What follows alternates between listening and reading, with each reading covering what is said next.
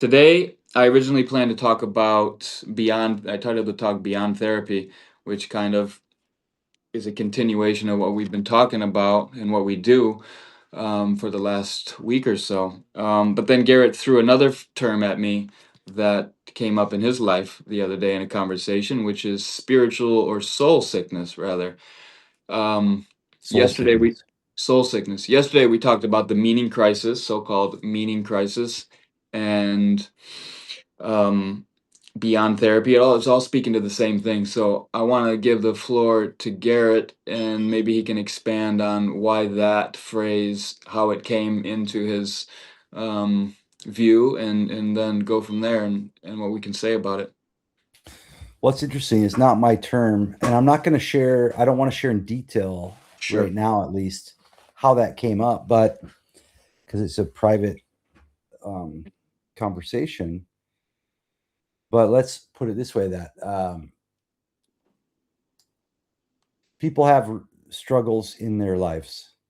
Like that's pretty clear. No one would really dispute that statement. Yeah, I people don't have think so. struggles.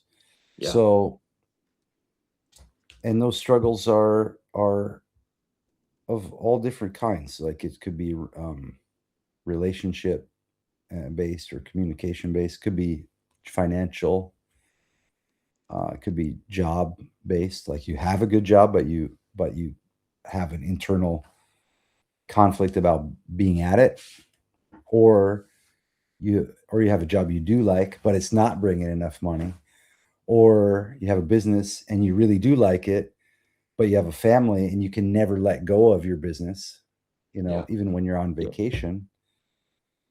Or you could be burned out on what you're doing and not know what to do next. So there's a bunch of different things that we call life struggles. Or it could be internal turmoil, like constant emotional reactivity and hypersensitivity, either Yeah. to real things going on in the world or to things inside you. Um, so people have struggles, all that to say.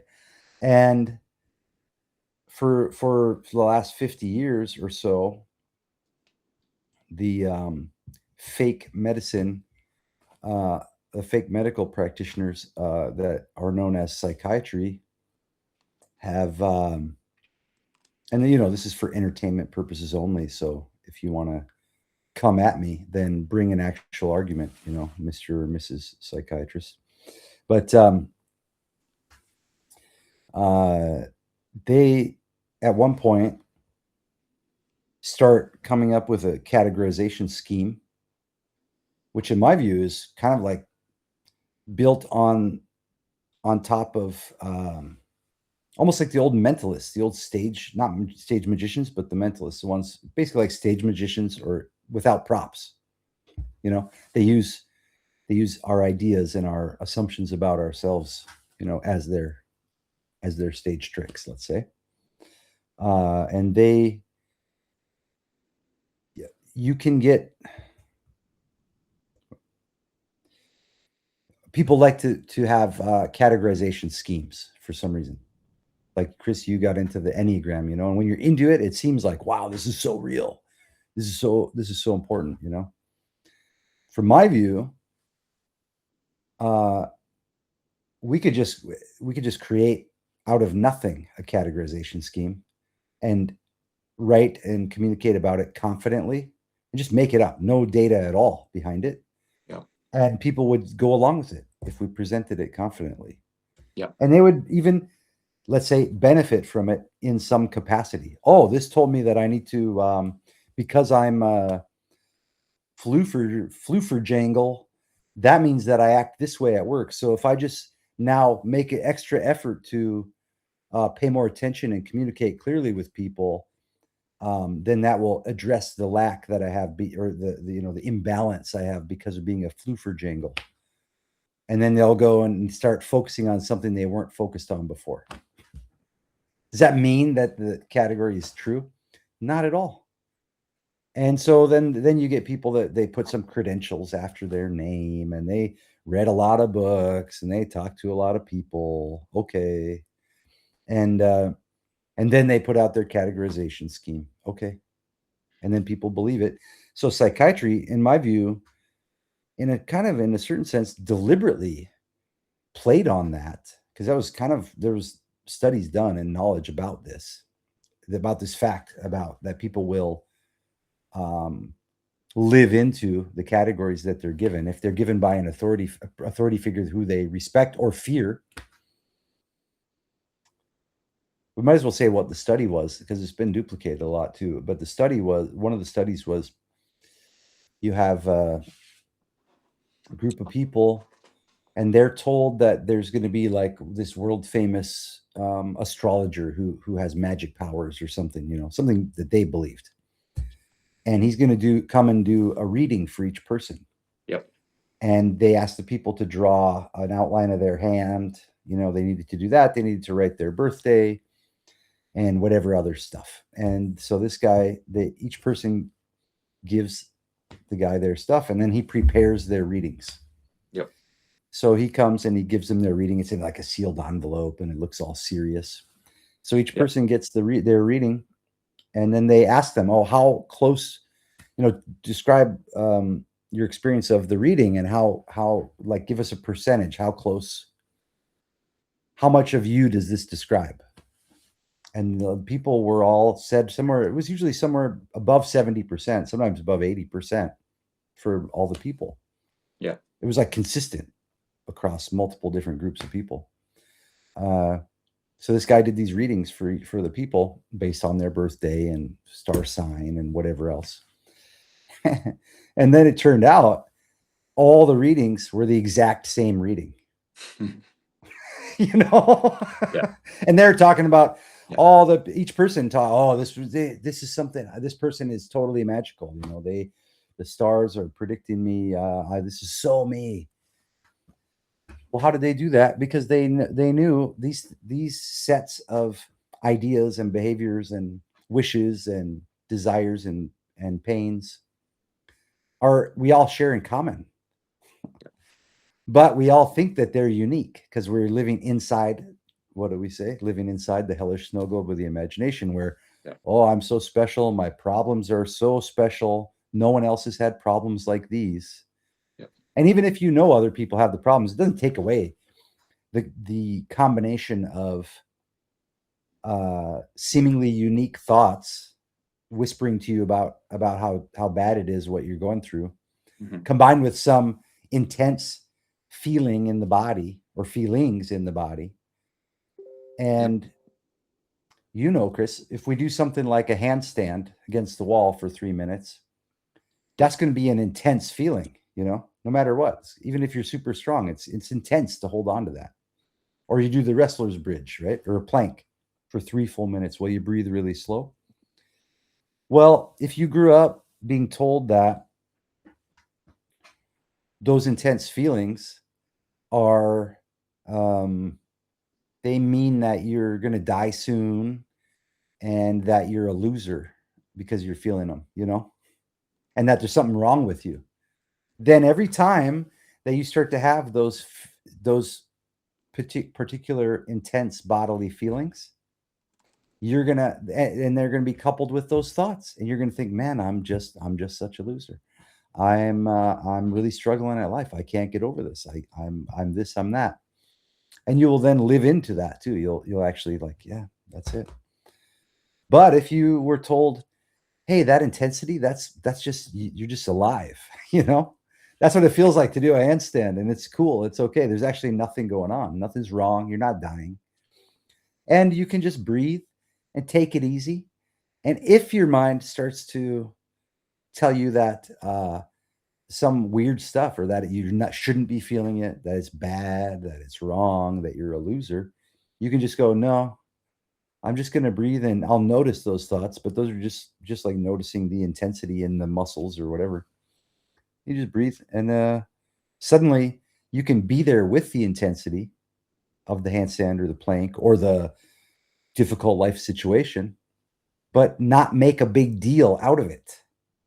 So now I'm trying to think of what would be an extrapolation of this that might prove it wrong.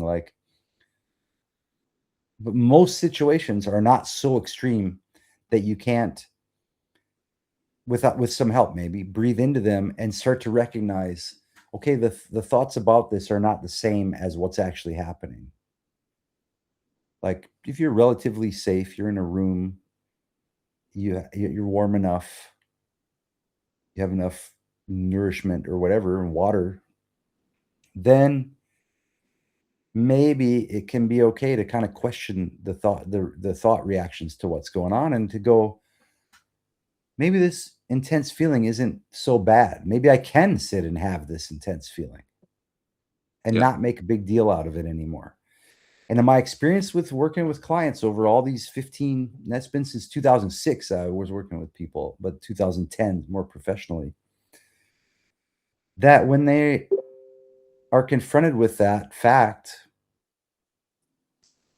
but really confronted with it, once they feel more grounded in their bodies and stuff, there's a moment where people kind of like where it clicks. And it doesn't mean that the life struggles go away. Remember, we identified there's always going to be life struggles. And in a way, you can get ahead of the life struggles a little bit to where you're choosing the struggles you want to have, like choosing to write a book, choosing to do a business, choosing to do a live stream, together, or to be consistent with whatever. So you can kind of choose the struggles that you're willing to focus on, and once you choose them, now you voluntarily are experiencing intensity. And once you're voluntarily experiencing intensity, you're not a victim of it anymore. So why did I say all this? Because psychiatry and the diagnostic system, and I encourage anyone who doubts what I'm saying to go read and study the history of psychiatry and the history of the DSM. The man who was in charge of codifying that material and assembling it in the first place has himself said it's way out of hand. And he admitted that they were just making it up. Anyone who wanted could just put a diagnosis in there. And now it's treated as if it's hard medical science. I'm not saying anything that extreme. None of this is conspiracy theory. This is all just history. It's told by them themselves. So they take the diagnostic system. Now it's expanded beyond belief. And it becomes coupled. So number one, it's coupled with medicine. And then number two, it's coupled with pharmaceutical industry and marketing plans. And at one point, these two guys were working on, because I tried to start to trace the chemical imbalance myth or theory, but it's not an actual theory. Why is it not a theory? Because a theory requires you to have an observation, hypothesis, an experiment, and a conclusion, and then repeatability. Mm-hmm.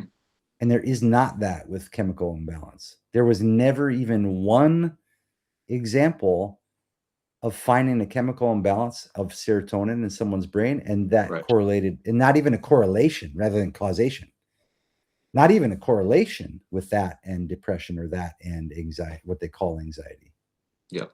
Yep. Not to mention one person's experience of so-called depression, if you ask them to describe in physical terms, in everyday regular terminology, not psychological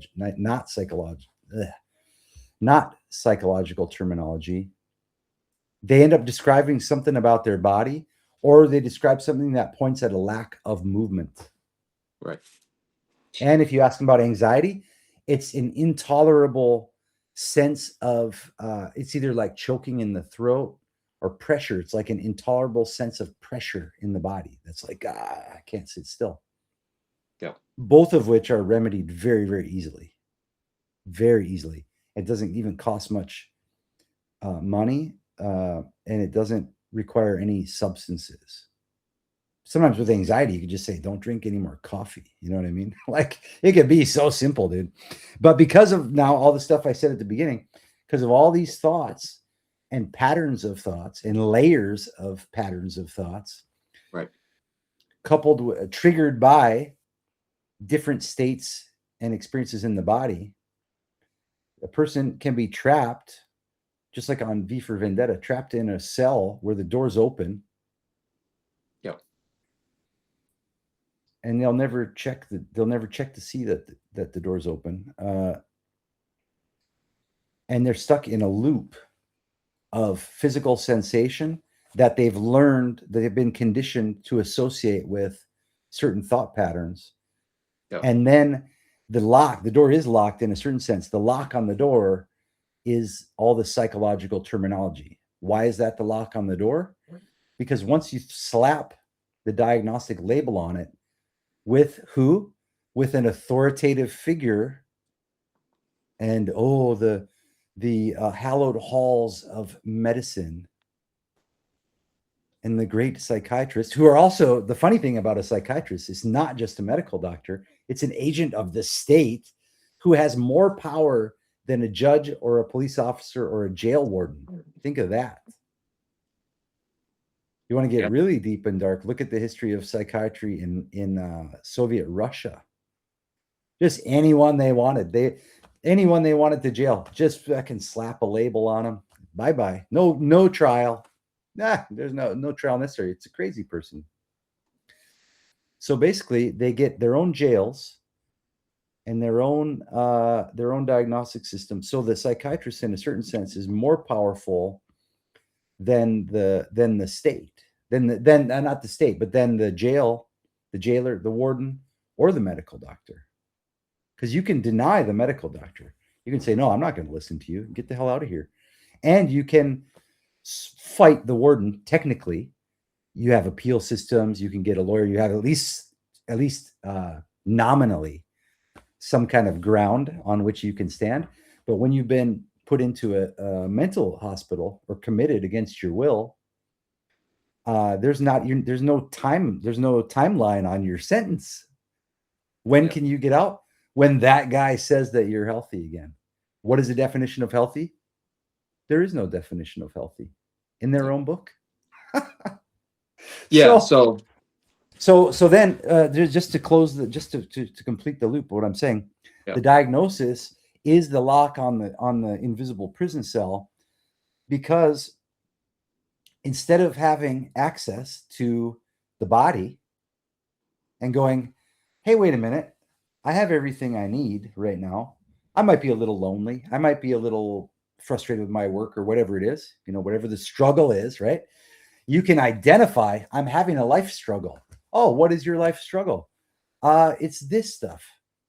Okay, so for example, a client of mine says, I hate the business I've been doing for years. Okay, well, what's your dream business? Oh, I wanted to do this. Okay, within 3 years of him telling me that, we were able to get him into his dream business. Now he's still doing it to this day. You know what I mean? Yeah. He had decided along the way that was impossible, and then just put it away, shelved it. Now he's doing it. Took time because it's a brick and mortar business. It takes time to build, but the switch was that quick though. And so the diagnosis is the lock on the door, because instead of describing what your actual struggle is, that's what we help people do. And it's very simple. It's always something simple. Oh, my struggle, I don't have enough food. I need to feed my kids, or all the stuff I said. Then the people are describing a diagnosis, and it's like I have anxiety. It's like as if this is anxiety and it's strapped to me forever. Well, and then I need to take a pill. But does a pill get me over anxiety? No. Just makes it so that I can cope with it. And then couple that, I'm going to go crazy if I start to get into the statistics and the studies. We'll do that at another time. That'll blow your mind, but not you, Chris, but the listeners. So there's my little presentation. It's a mentalist trick. It's a mentalist trick to get you locked in, to get you believing not even your own thoughts anymore, which are already shouldn't be believed, but somebody else's thoughts that have been deliberately constructed in a way that turns your normal life struggles to be expected, no problem, beautiful to have, beautiful to work through, because they force us to get out of ourselves and find somebody else to talk to, receive help. I'm just talking to my friend, I told you, from Romania. She's having a hard time. We get on the phone for an hour or two. It doesn't even matter what we talk about, you know. She's doing fine after that hour. Great. That's what we're to do with each other as humans. So normal life struggles are beautiful because they get us out of our shell and we go talk to other people, and those people come out of their shell to start helping, and then we solve each other's life struggles. Beautiful. There's nothing wrong with any of that. Even if it's extreme, there's nothing wrong with it. So instead of that, the door gets locked on the fake prison, the straitjacket, with diagnostics, because they prevent you from describing your own body. They alienate you from your normal life struggles. So you can't struggle anymore because you have the diagnosis, and because you're on a drug now, which the drugs, in just read the literature that comes with the drugs. That is enough indictment. The literature they're forced to print that says this drug has been, if it's a depression drug, says this drug has been shown to increase severe depression and suicidal tendencies. I don't even need to argue Almost against all it. of them. Pretty much Yeah, every single one of them too. they argue against themselves. We don't even need to make an argument. They are their own argument against their own stuff. And so that's the lock on the door. The diagnosis is the lock on the fake prison. And then the drugs are there, so you can't find your way out anymore outside of your head. Yeah. Well, and despair not, just put in the comments, psychology is Gnosticism, Father Triple Quotes. So not only is the Yeah, that's prison beautiful. Yeah. the diagnosis, but it it takes your identity and puts it in a false construct, and it fixes it there. I have this, or I am this now, and separates the body from the mind, and then you're trapped in the head. A couple things. So if I could repeat back to you, part of the training, what it does is it gives you agency back from letting go of unconscious body and thinking patterns Mhm. that you might resort to in times of normal stress. And the diagnosis puts your identity in that thing, right? Because most people, okay, they're normal, and then something triggers them and they go into this thing. So just in that, well, that's not your identity. Something that happens to you once in a while, Mhm. even if it's true, whatever, it's happening. It's a real thing. And Yeah. speaking to the chemical imbalance aspect, it's like, if anything, the chemical imbalance is an affect of the pattern you find yourself No, in, but not the cause. there is no chemical imbalance. This is what I was trying to tell you. Let me finish that part then, because Good. I'm glad you mentioned that. When I started trying to trace back to where did this come from, I thought, okay, there'll probably be a study where they actually like looked at a brain or something, of a living person, or like did some analysis on some bloodstream. I don't know, whatever. There's nothing. There's actually nothing. What it was two guys who were doing some analysis of a pool of data, made an inference like maybe there's a correlation between serotonin levels Right. and depression. And that's all it was. And someone, and like the drug companies ran with that. And then these guys and everybody admitted that that's the entire source of the chemical imbalance myth. Yeah. Yeah. That's Yeah. it. Yeah. I believe it. Um, I They're not guess. even supposed to say that it's chemical imbalance, Yeah. Yeah. the doctors, but like it actually doesn't exist. So how we got to soul sickness was because a person had seen one of my posts about like psychiatry's fake, and mental illness doesn't exist or whatever. And that person had life struggles throughout their whole life and had been diagnosed and given drugs, for example. And they now were frustrated because they started to see, oh, chemical imbalance. It seems like they are admitting that doesn't exist now. And so this person was frustrated and also sort of fascinated, because they thought, well, I've had these struggles my whole life. And then when I sought help, I was put on these drugs. And now the thing that they said I needed the drugs for, they say doesn't exist. And so now I'm left with like, wait a minute, what is actually going on here? And then the person said, I think what I have is some kind of soul sickness. And when Yes. that person said that, I was like, boom, dude, why didn't I think of that? And I think soul sickness is something people can relate to. Even if you ever read Rilke, I think he described sadness in that way, and he believed in God and everything too. And there's a book called Letters to a Young Poet, and an old friend of mine from University of Minnesota, no, University of Oregon. This guy said, "Oh, if you think you're an atheist, just read Rilke, Letters to a Young Poet. You'll believe in God after that." But Yep. there's one of the letters in there that he talks about sadness, and it's important to just let sadness move through you, just like a unexpected visitor in a house who brings something that you don't know what it is until they've gone, what they brought. And that in the same way you should treat sadness with hospitality, like that unexpected visitor. So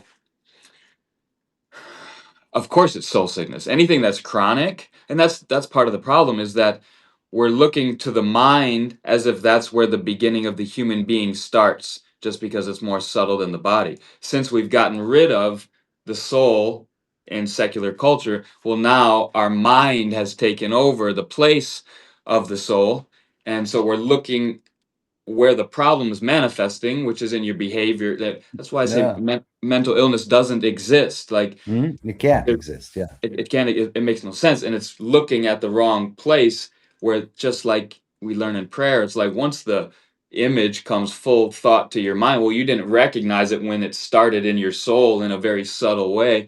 So we're working at the problem at the wrong level, um, which is why everything chronic is a soul sickness. So speaking on the soul sickness part, um, I mean, I'm interested in like the worldview of how we got here in general. We go back to Nietzsche and the Enlightenment and things like this, and we get the death of God, and then the birth of psychology, and now coming back around, we have spirituality, which is kind of, you know, I see it as it's become a narrow thing, like you're spiritual, and it's this very narrow aspect of your life.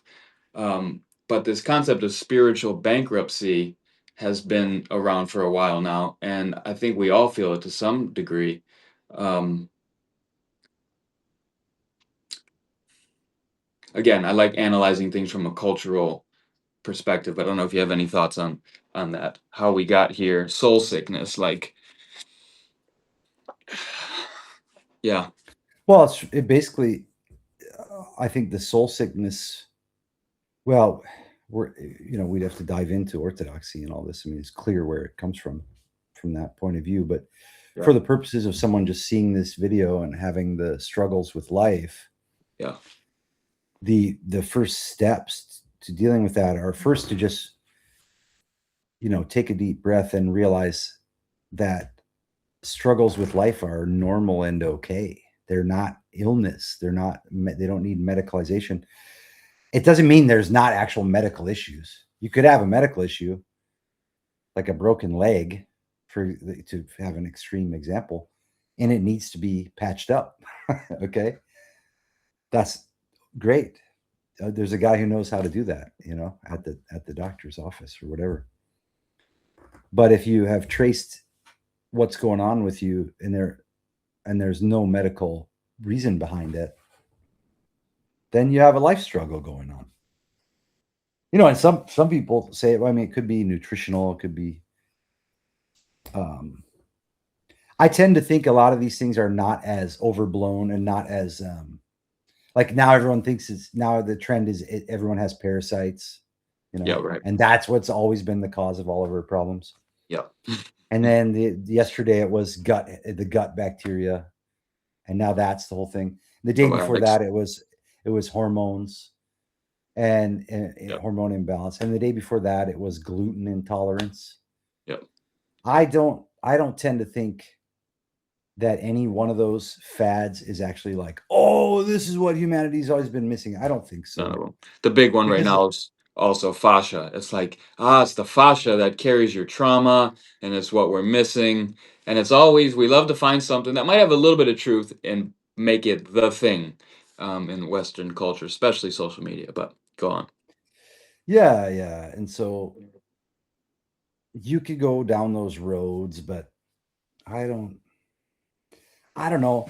When I was hitchhiking around and eating like pizza out of dumpsters and stuff and burning tons of calories and carrying a 100-pound pack all the time, Yeah, I was fine. I had that tons of was energy. fun. Some Right. days I didn't eat at all for a few days, and I wasn't fasting either. I didn't even know that existed. I just didn't eat because I was walking or whatever. And sometimes I got sick. Like I remember I puked from getting sick from something, and then my body took care of it, and I was okay. And I'm not like suffering now because of living that way. Uh, I slept outside. I got a little too cold in the rain sometimes, but I think we're a lot tougher Well, than medicine makes us think. that's one thing. Um, that's one aspect to it. I think we're a lot more robust than we were not that long ago, and it's not a accident that in our comfy situation we have the most mental illness that we've ever had before. Mhm. You know, maybe this is not the time to talk about it, but I do want to talk about, well, in Christian circles, the Enneagram has become huge. I know why that is. I can see why that is.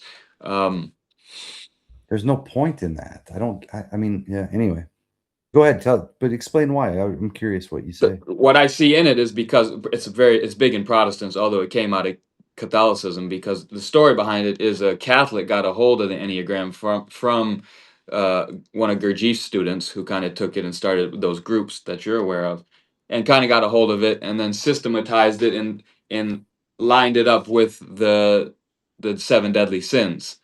So then it gradually became a diagnostic tool as psychology got a hold of it, or some psychologists. So it became this diagnostic tool. So now instead of a kind of a living diagram that Gurdjieff taught it as, that shows like a process of processes, like everything that is alive goes through some cycle that you can map on with this sacred geometry, let's say. Now it's become this fixed identity thing, where you are an Enneagram type 2 that behaves like this, um, instead of Because seeing like, it as a. does like the Serbian farmer out who grew up in the mountains and like learned everything he needed to know from his grandma and grandpa or whatever. Like, did he ever stop and go, you know what? I wish I had a map that showed me like who my personality is or what my personality is and what my tendencies and traits are. Right, No, right, he was right. occupied with the normal struggles of his everyday life Yep. and just Y- dealt with them as day by day. Yeah, I like to point out, do you think like the most successful people you know, like waited for the astrology signs to start their on the full moon or the empty moon to start their business project, so that they could have the stars with them? So yeah, It doesn't, but it's good you mentioned that because it's like people really believe in those things. I'm not trying to judge the people either because they think they're being genuine for often. sure. Some of them are being charlatans, but they're being genuine in the sense of like they think that that's real. And So yeah. For sure, and I did. so I mean, I did to a certain extent. And when you study those, you do end up giving your power over to it, whether you willfully do it or not. A lot of people like to say, "Well, I just like to look at all these maps because it gives me this perspective." But the tendency will do to make an idol of it. Even if it could give you insights, you're gonna end up like filtering your identity through these yeah, things if you spend it's time. automatic because Yeah, there's yeah, a presupposition. If you weren't doing that, then the system has no meaning. right, So in order for you to read it right, and take it seriously, even if you're like, oh, I don't really believe in it. If you didn't really believe in it, you'd have no interest in reading it. Then you'd go, oh, that's because that's what when I look at it, I go, this is total trash. This is just mentalism. Now, mentalism itself is a fun thing. It can be used for good. If you read like Herb Dewey, the king of the cold readers, he had an ethic to where he would utilize that function of humans to believe that everything is magical and that these things are real. And he would just talk to them and understand what they wanted, and then talk them into getting what they wanted. And then they believed they were getting it because he was magical, you know? That's so. Let me back up to the Enneagram again. The reason why the Protestants get a hold of it and love it is because they don't have the saints, so they don't have a mystical tradition since they cut themselves off from that. So they're looking for something mystical and esoteric and useful Yeah. because they Yeah. don't have Oh. prayer and spiritual warfare. They don't have even the philokalia, right? They don't have this tradition of the real spiritual science, the real way so they think spiritual science is esotericism, right? Astrology, Mm-hmm. tarot, whatever this is, because they don't have the spiritual science as laid down by the saints. Mm-hmm. So prayer for a Protestant is just saying words and showing, right? This is this first level of prayer of just like showing God, which in the Orthodox, that's not even really prayer. You might have to do that in the beginning as you're getting, but they don't have the science of prayer. So they're looking for something. The Enneagram shows up with its, Mm-hmm. with its tool to do something with rather than just memorize scripture and play banjo on Sundays and whatever. So that's how I see it. It's a fulfilling this void because they've dismissed their whole tradition that has the true mystical, path in it to find out who you are, right? Mm-hmm. Mm-hmm. And to take your identity out of all these things and find a unified whatever. Now I'm getting into Gurdjieff speak. But for me, the Enneagram was the last diagnostic tool that actually led me to the church because it did help me to see my own gluttony because I was a 7 on the Enneagram. And so it helped me to see my own, like that one corresponds with the glutton and how this shows the pattern, which has some truth in it. I was like, okay, if there's a pattern here, and there is truth in those patterns. There are I mean, only, go ahead. what's interesting here, there is a way, and I don't, you don't, there is a way to use these things. One of my teachers, Hyatt, had an exercise that you would do method acting. You know what method acting is? Can you explain it for the folks at home? Um, uh, you would explain it better. Okay. Well, there's a strict thing called method. Well, there's an actual method, that has these ways of acting. But essentially, a method acting in terms of acting on theater or movies is that you actually bring up in your own mind experiences that match the emotion that you're trying to depict in the character. Okay. So you genuinely are feeling those and bringing them to bear on the acting rather than mimicking. You know the difference? Okay, I would have explained it differently, so I'm glad you clarified that's what it is.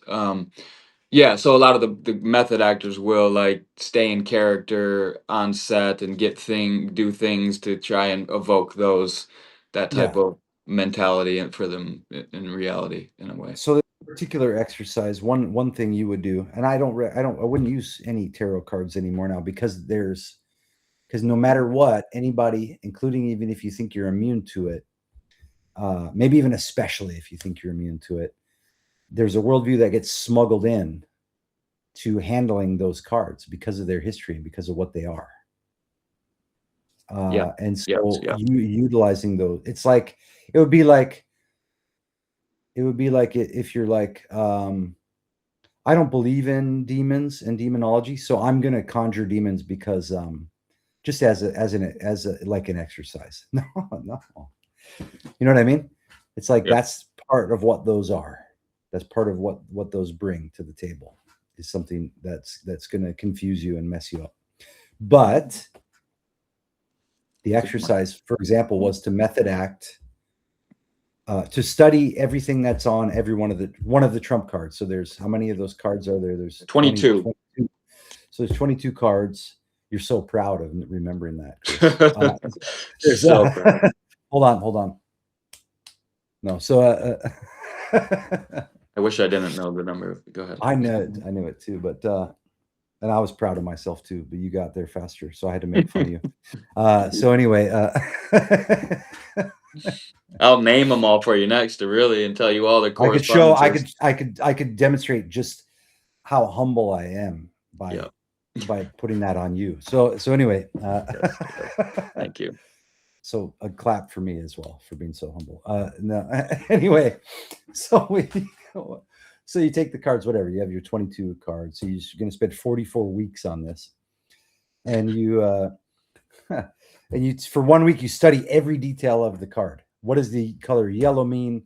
What does this belt that this character's wearing mean? Did What you is do this? this, by the way? Because I have. I did do that, yeah. Yeah. And you study that for a week, and then for the second week, you act out, you method act, at least inside your head or in real life, um, what that card is. What are behaviors that would correlate with the meanings that you found on the card? Yeah. And all of this is preparation for the actual exercise. The 44 weeks is preparation. Then you go, after you've done this, and take the what do you call it? Personality disorder test. Used to be there's 5 personality disorders, then there's 7. Now they have tests with 9 or maybe 11. Yeah. Just keep add to the list. But so you take a personality disorder test, and you get a percentage ranking of each of these personality disorders. And so whatever one you rank highest on, you study everything you can find about that particular personality disorder, and then you method act that for a Yeah. week. So you spend 1 week studying Yeah. and making notes, and then preparing, and then 1 week acting out that particular. So if it's paranoid personality disorder, then you act that out and do think those thoughts and act it out all the time during that week. Yeah. Then you go down the list, the next highest percentage and the next, all the way through all of them, and it's called the de-victimization technique. Yeah. So why does that work? Because instead of you being a victim of those behaviors and thinking that they're compulsory, you now have done them voluntarily. Yeah. And so your whole system, not just the you that you think you are, your whole system physically and mentally now knows unbreakably. Is that even a word? But you understand? The You movie. not your whole system now knows that you are choosing to do those behaviors.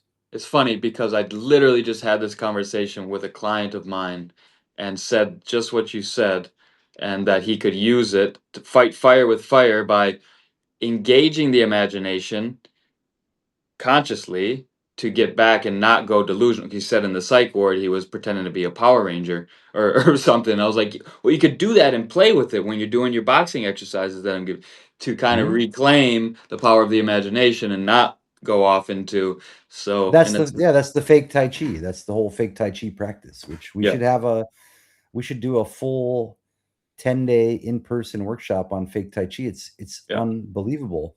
You're basically yeah, reclaiming your power from all the media and books and TV shows that you've seen, yeah, and literally bringing power out of the imagination that you've invested into characters and experiencing it back in your body. And yeah. it actually does work. And there's nothing Oh, for mystical sure. about it. Nothing Yeah, mystical yeah. about it. And well, and it's the same principle as Feldenkrais, the body work. We go into I'm these not a a bit. Zionist though, by the I way. know you're not a Zionist, but I'm No, gonna no. get you there one.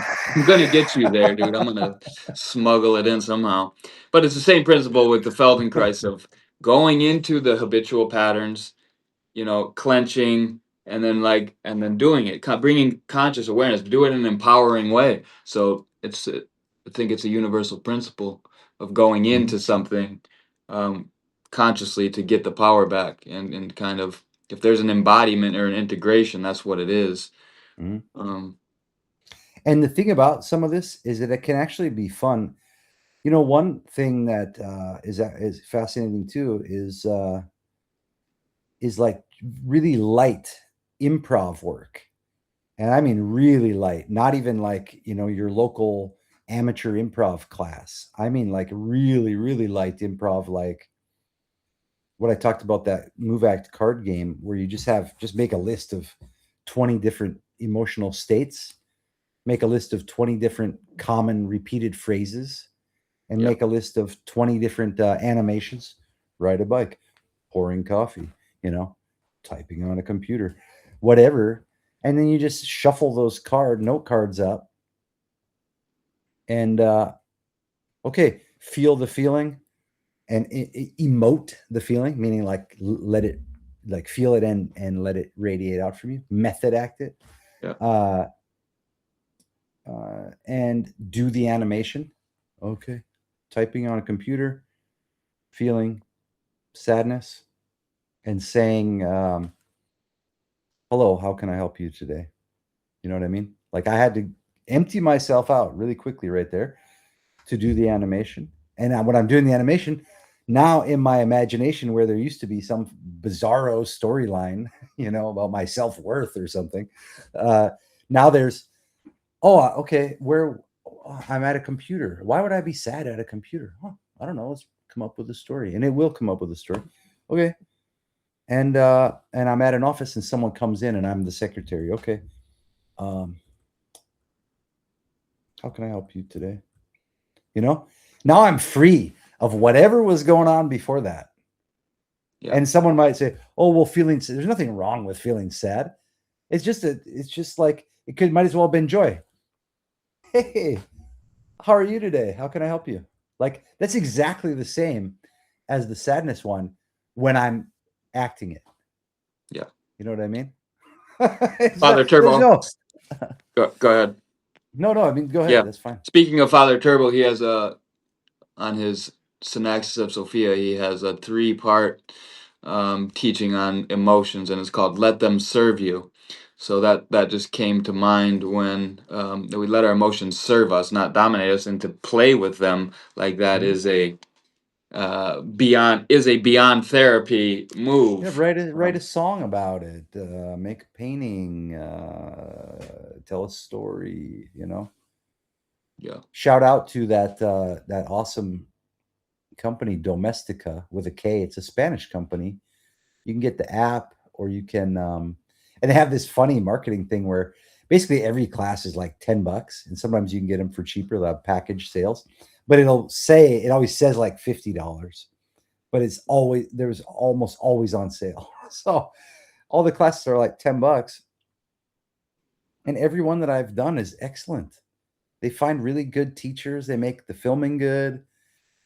Each class amounts to between 2 and 4 hours, let's say, of material broken up into lessons. And you go from beginner to intermediate or advanced at whatever, at drawing, surrealistic fine liner drawing, nature drawings, or gouache, or however you pronounce it, gouache and ink, urban scenes. You know, spend just do that, and if you feel sad, then go into your city where you can sit and feel sad and do a drawing from that perspective. Seems to me You know, the whole of my seeking and healing journey, right? That's what we love to talk about, our healing journeys, is really just the rediscovery of learning how to play again. well, just be alive, feel full aliveness. Don't make it a problem, because we all learned at some point that we're not supposed to feel sad. You're not supposed to feel mad. You're not supposed to be aggressive. You're not supposed to all this. It's just like confining the fullness of the human experience, Yeah. and then medicalizing anything that's outside of that narrow box. And it just so happens to serve some of the richest companies in the world who make the drugs that help you stay confined in that when you stray too far from the neutral. Yeah. But Yeah. full aliveness is kind of messy, and it's fine. So It's okay. so we unconsciously clench and mute these emotions, both at the lower level, the dark stuff, and then therefore we put a ceiling on the high emotions like joy, and now we're in this kind of clenching on like an organ, like in our organs, right? Not like And the even in a body, yeah. way that we've been doing for so long, we it's unconscious to us, and it's literally cutting off feeling in these places. Yeah, so you get what is called the anxiety depression loop, and I hate using their terminology. It's gross. It's disgusting. It comes packed in. It smuggles in assumptions that are Yep. about our lives, about our bodies, about our minds, and about the world, and about life itself that are false, provably false. Smuggles them in, to use those terms. But the loop of anxiety and depression is what you just described, where person will feel full aliveness and then they're not supposed to, or it doesn't fit with their job or their family or their school or whatever. Maybe it legitimately doesn't fit with that. Okay, maybe Yeah. it does cause a problem, and then in order to not feel that anymore, because they've associated feeling intensity with it's that it's intolerable. This is one thing that the radical undoing, the body movement, and all the work that Chris and I teach, the somatic stuff, through repeated effort, it actually increases your frustration tolerance and increases your anxiety tolerance. Why is that important? Well, to learn anything new, you got to go through frustration. And the faster you want to learn, the more the frustration. Right. I know that even from going deep into the choir, man, I almost rage quit a bunch of times because my instructor is really harsh. She's harsh on herself too. So it's not like she's a hypocrite or anything, but I just couldn't handle, or thought I couldn't handle being harshly corrected over and over and over. And then after a while, I was like, I'd started trying to tell her, like, oh, be this way with me instead. And then Mm-hmm. that same day, I was like, wait a minute. I wrote her a message saying, like, please don't change anything. If anything, be more harsh. Once I realized what was going on, I was like, hang on, I can handle this. And I'm improving so fast.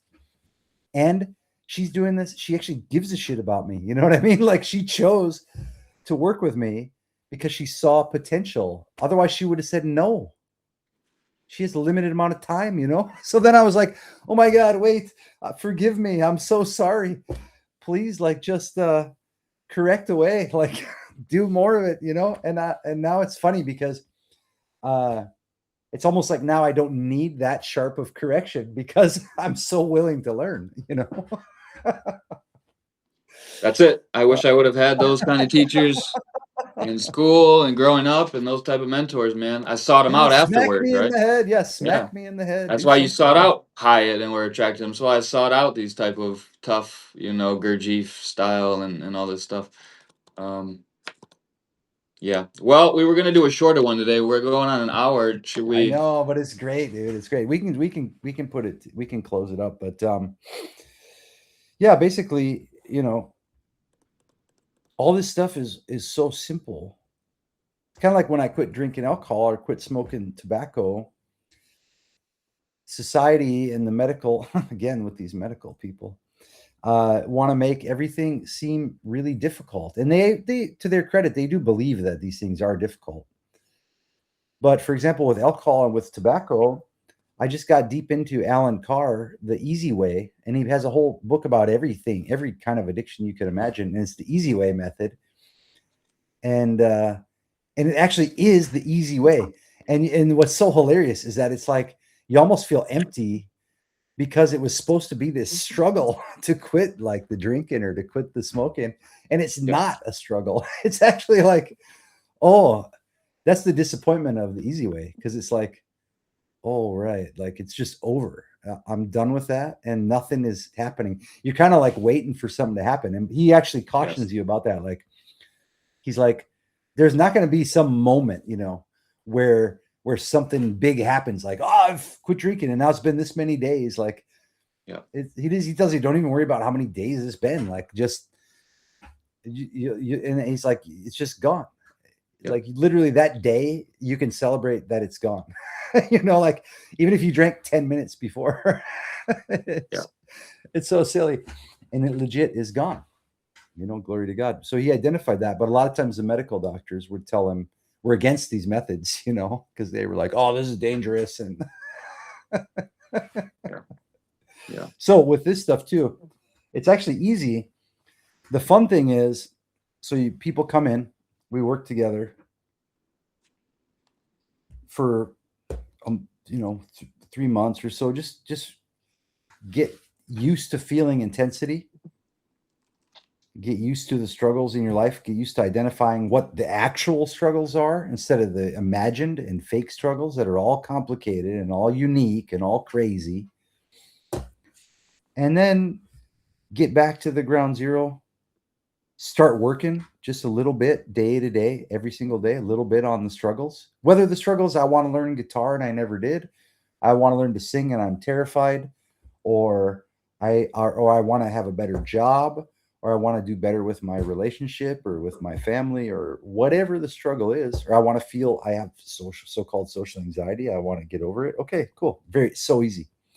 Uh the hardest part is that you're going to have to come to terms with that it's not that hard, and that you're so full of expectations that it's difficult, Yep. that you'll in a way you'll almost cling to having the problem because it's Right. so familiar to you to have it. Right. And that AKA self-sabotage. That's the and right. That would be it's insult yeah, and it's insulting how easy it is to solve, because you'll realize, oh, I could have solved this so long time ago. right. Right. And that is insulting then to the ego or whatever. Yes. Uh so yeah, you get used to that. So now you raise your frustration tolerance, raise your anxiety tolerance, meaning you can feel all this aliveness. You can be in a handstand for 3 minutes. There's no big deal. You can have your shoulders up. Like one of the exercises, pull the shoulders up for a full minute, hold forever. And you start to realize I could do this for an hour. It's not a big deal. You can feel warmth and annoyance and all that, but it's nothing. Then you just drop it. It's okay. And then you can start to get down to business. Like a man says, what? Let's get down to business. I don't got no time. That, like the master himself once said. Anyway, and then we can get into some adventures and some explorations, some cognitive experiments that break you further out of the boundaries of the false self, into more and more full aliveness, to where you can go to have a karaoke night with some friends and it's no big deal to get up there and make a fool of yourself, and you just have a blast. And then maybe you write a poem for your husband or wife, and you never wrote anything in your life, and and it becomes the most beautiful gift you ever gave to another person. I've seen that happen. Person, I can't write, I'm no good. Yeah, you shut the fuck up, just write something. And I read their writing, makes me weep. The first thing they ever wrote, it's like you'd be amazed at the gifts people have, they don't even know they have. And so once you solve all these issues that we identified today in this last hour, might take 3 months, might take longer, might take less, but that's a good gauge to actually get a little taste of it and to get ground under your feet again. Literally feel more grounded than you ever felt your whole life, and come out of the iron mask, in the dungeon, come out of the hellish snow globe of the imagination over and over, come out of it over and over till you know that it's not as real as it seems. It's not as real as bacon and eggs, and then we start to find out what are your gifts, and they're easy to discover, to discern, and then from there to encourage you to start sharing those gifts. Then things get really, really exciting and really fun. No And then doubt. for the rest of your life, you share those gifts, and in sharing them, what ends up happening is your gifts are, it's like a jigsaw puzzle. They're perfectly shaped to fit with someone else's life struggles. So that's how we bring this full circle, So that's the whole thing right there. You now get out there, instead of everybody being a square puzzle piece that just fits with a bunch of other square puzzle pieces, and they're interchangeable. None of them matter. The picture is just this mushy brown shit color, of the jigsaw puzzle. And it actually just somebody dropped it into some shit. And you actually need to wipe it off, and then you realize, like, No, the metaphor falls apart because it's stupid. The whole thing is stupid. Okay. But your gifts are perfectly shaped to fit in someone else's life struggles, and in doing so, then they're going to be returned to who and what they really are. At which point, they have a natural verve or life force or energy to want to go out and share their gifts. It's not something you have to like convince somebody of. You actually have to convince them to stop fake suffering and stop holding on to tension, and they'll automatically start sharing their gifts. We're built for that. So you go out. So that's all it is. Then they start sharing their gifts, and their gifts correlate with another person's struggles, and then that person shares their gifts, and that's the magic of being alive. That's it, you know. Beautifully put. It was even helpful for me, and I'm an enlightened master. So that was Yeah, good, man. yeah, Um, yeah. that's good. I put some pieces together and connected, and yeah, and you hear that it's the easy way, but that doesn't mean it's gonna take you, because we're so addicted to difficulty. The Yeah. hard thing about it is gonna be this undoing of this program that we've got. But once it's off, it's just a switch, right? It's literally just like you Mhm. say. Um, I'm done today. I don't do that anymore. That's Mhm. yeah, I was an Yeah, alcoholic that's yesterday, totally. but not today. Mhm. Um, Not to make light of these struggles, because I've had my own, and we can be trapped for 10 years in this particular pattern. From the Um, inside, they're very real, very solid. Like we said, the you know, yeah, it's painful. It is real, and that's something. I'm starting to realize maybe I make a mistake sometimes with the way that I word things in like a flippant post, or like, because here we explained it. Nobody's gonna listen to this whole video right, and come away thinking that we said their struggles aren't real.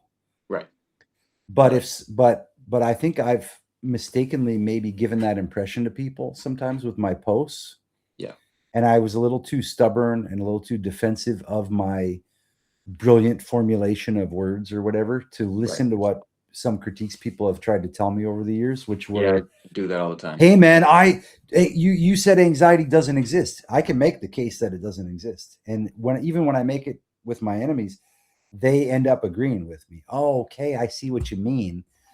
But if the post only says anxiety doesn't exist, you idiot, then the person is like, then what's going on with me? Because this fucking sucks. You know what I mean? Like, they're still suffering. So I need to so I can see now. I'm humbled by that. And I want every single expression that I put out there to acknowledge the reality of the person's struggle, and to let them know that what they think it is isn't what it is. That is something else, and that it's okay, and that it's easier to resolve, you know. So that's what I've learned in the last few days, like, more clearly. Yeah. That's good. Yeah, I think I could use that too, and being humble enough, and assuming that people don't know what you're talking about. Because they've had their heads spun for their whole lives with this stuff, you know. Yeah, yeah, yeah. And Okay, that's who I good want stuff. to defend and protect. You know, that's we want to protect and defend, these people who Right. need our help against these forces of darkness that are inhabiting, the psychiatry realm and all this stuff. So I want those people to know and to feel, embraced and cared for by the work that we do, not repelled by it, at the beginning. Yeah. Or see that we're Yeah. just flippant and painting with brush strokes and saying this doesn't exist. I could Hmm. see how, we could come off in this ways, in this kind of aggressive way. But but that's also required in some way, in some Yeah. cases. Sometimes you gotta say, hey, you gotta shout something out, or it's not, no one's gonna care, no one's gonna hear it. Yeah. But then in the explanation, make it clear. So yeah, cool, man. This was great. I didn't expect this. We're exactly where we'd go with this, but it's really nice. This is a good territory today. For sure. Unfortunately, we gave all the secrets away, so I don't know what else there is to say. No, that's good. We'll be back in a couple days with another one. And yeah, thanks for tuning in. Only a couple today, but yeah, it was really helpful for me. Like I said, um, yeah. If you are watching this, watching the recording, feel free to again DM Garrett or I to find out more information of how you can work with us and continue Mhm. to keep an eye out for these streams as well as over on YouTube and some of the writing content that we'll be putting Yeah, out. maybe you know what? I'm Going thinking deeper. maybe let's maybe within a week or less we can let's put together the A workshop. just the easy way to stress relief that we talked about Okay. so long ago. Let's just put together easy way to stress relief, like 1 or 2 hour workshop. When I say 2 hours, the first hour is just the experiential stuff, and then the second hour is direct question and answer with people. Let's do that.